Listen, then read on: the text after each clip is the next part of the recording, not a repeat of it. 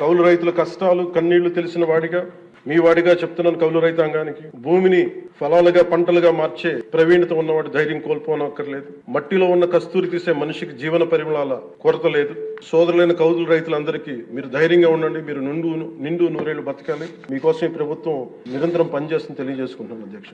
ఉమ్మడి ఆంధ్రప్రదేశ్ మాజీ ప్రభుత్వ ఉద్యోగి కొడుకుగా ప్రభుత్వ ఉద్యోగులు వారి నిరాశ నిస్పృహలు నేను అర్థం చేసుకోగలను. వారి ప్రతిభకి, అనుభవానికి, సమర్థతకి గుర్తింపు రానప్పుడు ఏమనుకుంటారని కవితా పంక్తులు తెలియజేస్తున్న అధ్యక్ష.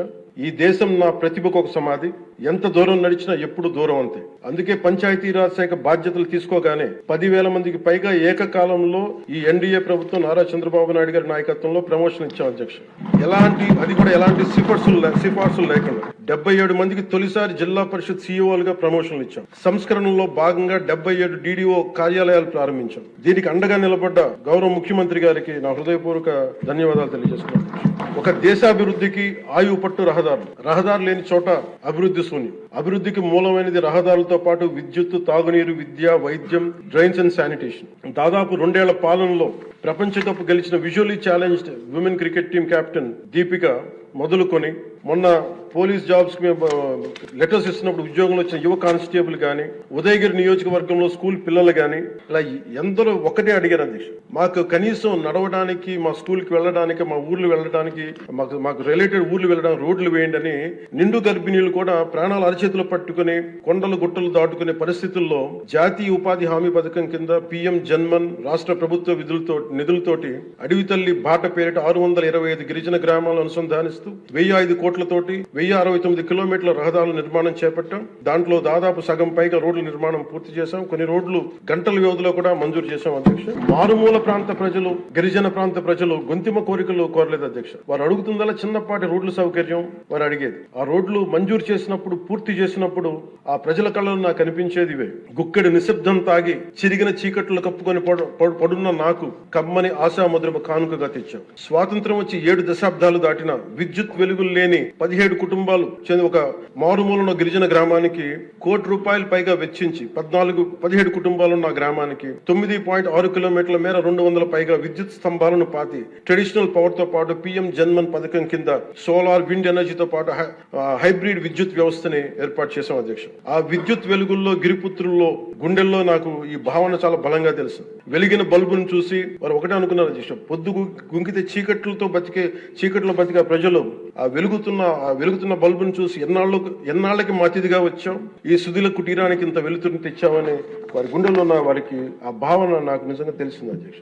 గౌరవ ప్రధాని శ్రీ నరేంద్ర మోదీ గారు వ్యక్తిగతంగా జల్ జీవన్ మిషన్ చాలా ఇష్టపడి ఎంతో బడ్జెట్ దాదాపు 191,011 కోట్లు ఆయన 1924 మధ్యలో ఈ జల్ జీవన్ మిషన్ కి బడ్జెట్ నిచ్చి ఈ దేశ సగటు పౌరుడికి కనీసం సరాసరి 55 లీటర్ల రక్షిత మంచినీరు అందించాలని లక్ష్యంగా ముందుకు వస్తే గత ప్రభుత్వం కేంద్రం నుంచి 27,000 కోట్లు కేంద్ర ప్రభుత్వం ఆమోదం తెలిపితే ఖర్చు పెట్టింది వాళ్ళు దాదాపు కేవలం 4,000 కోట్ల అధ్యక్ష. అందులో కేంద్రం వాటా 2,000 కోట్లు. 4,000 కోట్లు ఖర్చు చేసి పైప్ లైన్లు వేయడం తప్ప ఒక్క గ్రామానికి సంపూర్ణంగా నీరు ఇచ్చింది లేదు. జైజీవన్ ముగిసే నాటికి అలాటెడ్ 27,000 కోట్లు వాళ్ళు ఖర్చు పెట్టింది మినహాయిస్తే 23,000 కోట్లు వినియోగించుకోలేపారు అధ్యక్ష. అలాగే అది ఎక్స్పైర్ అయిపోయిన తర్వాత కూటమి ప్రభుత్వం నారా చంద్రబాబు నాయుడు గారి నాయకత్వంలో అధికారంలోకి వచ్చిన తర్వాత ముఖ్యమంత్రి గారు, కూటమి నేతలందరూ కలిసి కేంద్ర నాయకత్వాన్ని అడిగి ఇంకొక పొడించుకోగలిగాం. ఈ ప్రయత్నంలో 1,242 కోట్లతో Uddanam, Dhone, Pulivendula multi village project schemes ని మే నాటికి పూర్తి చేయాలని లక్ష్యంతో ముందుకు వెళ్తున్నా అధ్యక్ష. గవర్నర్ శ్రీ అబ్దుల్ నజీర్ గారి వ్యక్తిత్వం గురించి ప్రత్యేకంగా చెప్పుకోవాలి అధ్యక్ష. Is a great scholar, legal luminary, a humanist, a devout religious man with respect for all religions and a great Patriot. People of Andhra Pradesh and our NDA government is fortunate for having him as our beloved governor అధ్యక్ష. అలాంటి ఉన్నతమైన వ్యక్తి ముందు ఆ 11 మంది సభ్యులు వారి ప్రసంగ సమయంలో వెల్లోకి వచ్చి రభస చేసిన విధానం చూస్తే నాకు ఒకటే అనిపించింది అధ్యక్ష, హనుమంతుడి ముందు కుప్పి గంతులు వేయడం ఏంటని. అలాగే 151 నుంచి 11 సభ్యులకి పడ్డ వారిని చూసి మనం అందరం కూడా నేర్చుకోవాల్సింది, గుర్తుపెట్టుకోవాల్సింది అది భారత రత్న వాజ్పేయి గారి మాటల్లో, democracy rests on one belief, and that is when leaders cannot solve the problems, the people will. అందుకని ఇది మనం చాలా జాగ్రత్తగా భారతరత్న వాజ్పేయి గారి మాటల్ని మనం తీసుకోవాలి అధ్యక్ష. అలాగే under guidance of honourable CM deputy CM honourable CM Shri Chandrababu Naidu గారు ఈ భారతరత్న వాజ్పేయి గారి మాటల్లోనే వారు దాన్ని తెలియజేస్తాం అధ్యక్ష. The challenges we're facing ahead, మనకున్న ఛాలెంజెస్ కానీ ఉన్న సమస్యలన్నింటినీ భవిష్యత్ వికసిత్ ఆంధ్రప్రదేశ్ దిశగా ఎలా వెళ్ళాలి అని అనుకుంటే అది వాజ్పేయి గారి మాటలను చెప్తాను అధ్యక్ష. No problem we cannot tackle, no challenge we cannot face, no opportunity we cannot seize. Jai Hind and జై భారత్. వికసిత్ భారత్ లో భాగంగా వికసిత్ ఆంధ్రప్రదేశ్ లక్ష్యంగా సాగింది. రాజ్యపాలకులు, గౌరవ రాజ్యపాలకులు శ్రీ అబ్దుల్ నజీర్ గారు బడ్జెట్ ప్రసంగం వింటున్నంతసేపు ఆద్యంతం భారత రత్న శ్రీ అటల్ బిహారీ వాజ్పేయి గారి మాటలే నా మనసులో మెదిలినాయి. వారు అన్న మాటలు, Bharat needs a government that cares, Bharat needs a government that will reach out to the last person in the last. ఆ స్ఫూర్తితోనే గౌరవ ముఖ్యమంత్రి శ్రీ నారా చంద్రబాబు నాయుడు గారి నేతృత్వంలో నడుస్తున్న ఎన్డీఏ కూటమి ప్రభుత్వం దివ్యాంగులకి ఇచ్చే పెన్షన్లు 3,000 నుంచి 6,000కి చేశారు. మంచం నుంచి లేవలేని దివ్యాంగులకి 6,000 నుంచి 15,000 అందిస్తున్నారు. సామాజిక పెన్షన్లు 3,000 నుంచి 4,000కి పెంచారు.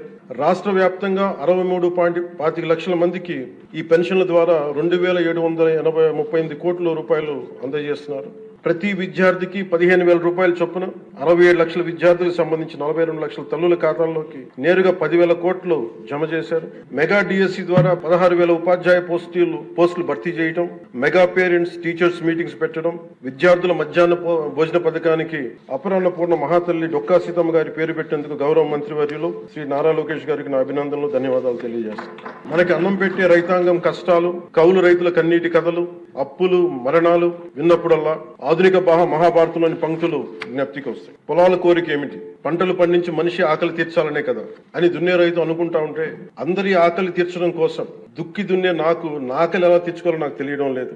నా బతుకొక సున్నా కానీ నడుస్తున్నా. చెట్టుగా ఉంటే ఏడాదికి ఒక వసంతమన్నా దక్కేది, కానీ మనిషిని అన్ని వసంతాలు కోల్పోయానని రైతు బాధపడతా ఉంటే, అలాంటి అన్నం పెట్టే రైతాంగాన్ని గత ప్రభుత్వం రైతుల నుంచి కొనుగోలు చేసిన ధాన్యానికి 1,674 కోట్లు చెల్లించకపోతే, గౌరవ ముఖ్యమంత్రి శ్రీ నారా చంద్రబాబు నాయుడు గారి నాయకత్వంలోని ఈ ఎన్డీఏ కూటమి ప్రభుత్వం వచ్చిన వెంటనే 1,674 కోట్ల బకాయిలు చెల్లించింది. అది పే చేసిన తర్వాత దాని తర్వాత 10,650 కోట్లు 7.37 లక్షల రైతాంగానికి 24 గంటల్లోనే 10,650 కోట్లు వారి ఖాతాల్లో జమ చేయడం జరిగింది. ఇంకొక 53,000 మంది పైగా రైతులకి 48 గంటల్లో సుమారు 1,000 కోట్లు చెల్లించడం జరిగింది. తొలకరి వర్షం తర్వాత జలదానం చేసిన మేఘాలకి భూమిలో ఉన్న ఒక చిన్నారి గింజ మెడ బయట పెట్టి మొదటగా వచ్చిన 2 ఆకులను చేతులుగా జోడించిందంటే కృతజ్ఞతలు తెలిపిందని ఒక కవితా పంక్తుల్లో ఉంటాయి. అలా ఆ చిన్నారి మొలకలాగా ఈ ఎన్డీఏ ప్రభుత్వం అన్నం పెట్టే రైతాంగానికి కృతజ్ఞతతో అండగా నిలబడుతుంది.